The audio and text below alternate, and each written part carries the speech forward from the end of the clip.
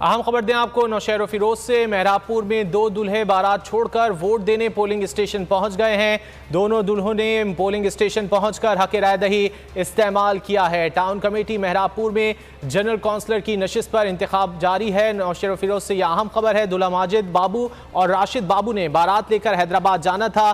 शादी जिंदगी का अहम दिन है, मगर वोट भी एक अहम फरीजा है और उसी की अदायगी के लिए दोनों जो है वो पोलिंग स्टेशन पहुंच गए हैं। क्या तफसीलात हैं, जान लेते हैं मुजफ्फर अली से। मुजफ्फर, बताइए इस बारे में।